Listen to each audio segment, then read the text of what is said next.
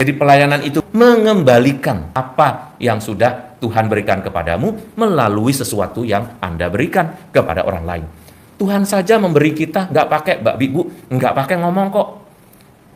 Anda nggak berterima kasih, nggak apa-apa. Anda nggak memberi intensi karena Anda dipromosikan, naik pangkat. Anda nggak apa-apa kok, Tuhan.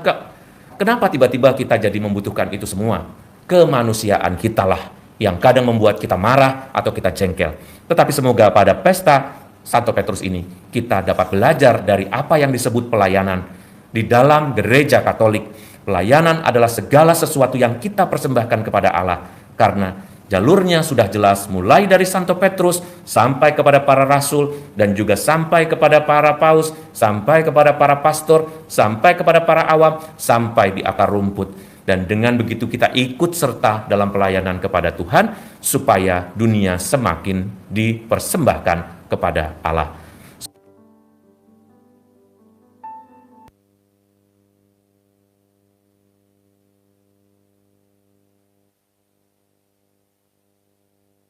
Tuhan bersabda kepada Simon Petrus, "Aku berdoa bagimu, hai Simon, supaya imanmu jangan sampai gugur, dan supaya engkau setelah bertobat meneguhkan saudara-saudaramu."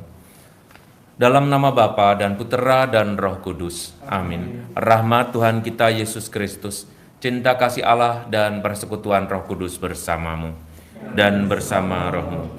Saudara-saudari yang terkasih dalam Yesus Kristus, hari ini adalah pesta tahta Santo Petrus Rasul. Bertahta berarti berkuasa atas orang lain, itu menurut kata dunia. Pemerintahan seperti pemerintahan Sri Paus atau Paus kita, Paus Fransiskus, sering disebut sebagai tahta suci. Ini bukan suatu penghormatan yang berlebihan atau pendewaan lambang kekuasaan. Kedudukan Petrus dan pengganti-penggantinya di dalam gereja bukanlah sebagai hukum yang keras, kaku, dan kejam, yang mendatangkan putusan atau seperti pengadilan, melainkan sebagai perutusan sebagai seorang bapa yang baik di rumah yang terbuka bagi orang banyak. Bukan sebuah kursi seorang profesor yang tenar, melainkan sebagai seorang pelayan, sebagaimana Yesus sendiri. Marilah kita siapkan hati supaya kita pantas di hadapan Tuhan. Saudara-saudari yang terkasih dalam Yesus Kristus, hari ini mari kita berbincang-bincang mengenai kata pelayanan. Kata pelayanan adalah sesuatu yang sering kali kita dengar. Mau kemana? Mau pelayanan. Mau kemana? Mau pelayanan. Biasanya memang yang menyebutkan ini banyak berkecimpung di dalam persekutuan doa karismatik ya. Karena kata pelayanan ini memang banyak dipakai di dalam gereja-gereja Kristen atau gereja-gereja Protestan.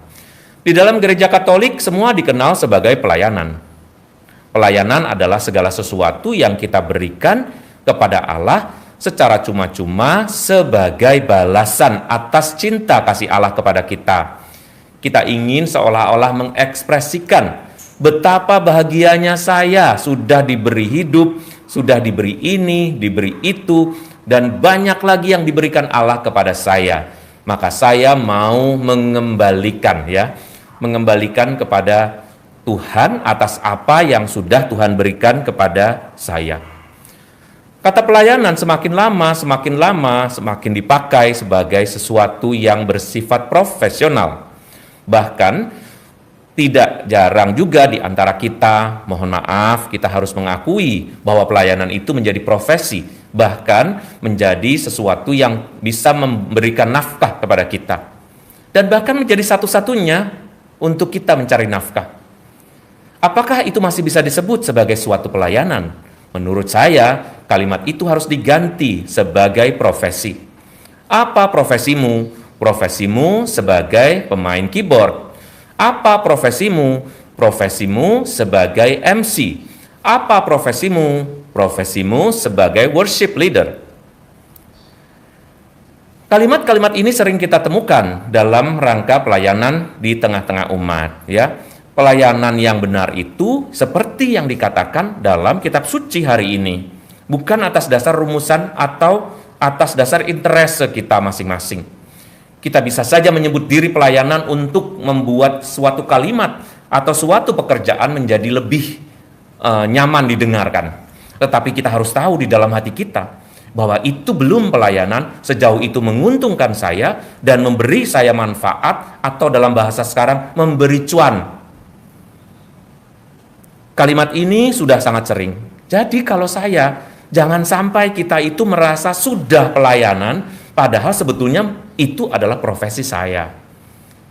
Jadi sampai batas mana saya boleh mengatakan bahwa itu sebuah pelayanan? Pelayanan itu adalah sejauh saya tidak mendapat manfaat atau mendapat cuan tadi, tetapi saya mendapat sukacita yang besar, yang lebih besar daripada uang-uang atau manfaat atau cuan tadi itu di dalam hidup saya. Yaitu saya mendapat sukacita karena merasa saya dipakai, karena merasa saya dipergunakan oleh Tuhan, dan karena saya berfaedah bagi kehidupan bersama. Kehidupan bersama memerlukan kita. Bayangkan kalau setiap orang mengatakan, saya mau pelayanan, tetapi bermasalah dengan pelayanan itu sendiri. Yang kedua bukan hanya masalah keuangan, yang kedua adalah masalah kekuasaan yang hari ini dikatakan. Bayangkan seorang Bapak Paus kita memiliki seluruh dunia ini dan semua orang yang mengaku Katolik harus mengakui kekuasaannya. Tetapi saya bertanya, apakah Anda pernah merasa dihakimi oleh Paus? Apakah Anda pernah merasa dijajah atau dipaksa oleh Paus? Saya kira tidak, kecuali Anda yang bermasalah dalam perkawinan. Kalau bermasalah dalam perkawinan, kayaknya dipaksa sama Paus, suruh tetap, tidak boleh cerai dan sebagainya. Tetapi itu karena Anda bermasalah, bukan karena Pausnya berkuasa. Karena Paus harus mengatur semua orang, dalam arti mengatur peri hidup semua orang, supaya hidup makin berkenan kepada Allah. Tapi Paus tidak mendapat apa-apa, kenal Anda pun tidak. Maka Paus memberikan pelayanan yang terbaik. Itulah sebabnya semua pengganti Petrus atau semua suksesor Petrus akan berpotensi menjadi santo. Semuanya mereka itu disebut santo Bapa, kecuali bahwa standarnya tidak dipenuhi oleh si Paus ini. Tetapi akhir-akhir ini semua Paus menjadi santo, karena Paus ini tidak membuat peristiwa atau skandal apapun di dalam hidup atau pemerintahannya. Jadi standar siapa yang kita pakai untuk membuat kita ini melayani? Bapak, Ibu, saudara-saudari yang terkasih, terutama Anda yang sudah sangat berbaik hati, Anda yang sudah masuk dalam dunia pelayanan maksud saya. Anda harus bersyukur karena Tuhan memakaimu, memakai talentamu. Tetapi jangan lengah. Jangan sampai kita merasa sudah melayani, padahal kita mendapatkan banyak manfaat duniawi di luar sukacita yang kita temukan karena kita bekerja dan memberikan diri kita itu untuk mencari nafkah melalui jalur yang kita sebut pelayanan tadi. Dengan begitu pelayanan dan hidup kita akan makin berguna.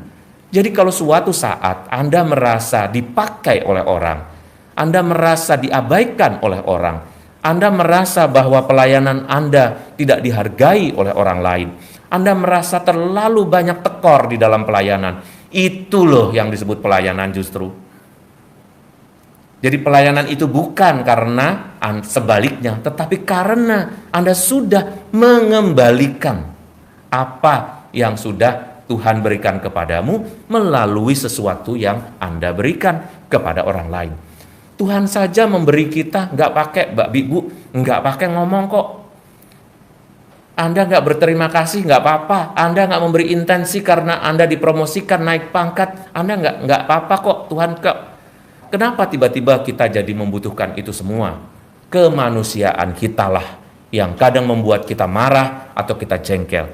Tetapi semoga pada pesta Santo Petrus ini kita dapat belajar dari apa yang disebut pelayanan. Di dalam gereja Katolik, pelayanan adalah segala sesuatu yang kita persembahkan kepada Allah, karena jalurnya sudah jelas mulai dari Santo Petrus sampai kepada para rasul dan juga sampai kepada para paus, sampai kepada para pastor, sampai kepada para awam, sampai di akar rumput.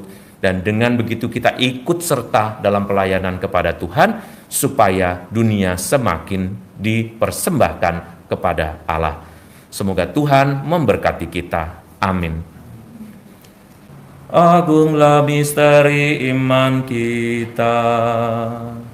Penyelamat dunia, selamatkanlah kami, karena melalui salib dan kebangkitan-Mu, Engkau telah membebaskan kami.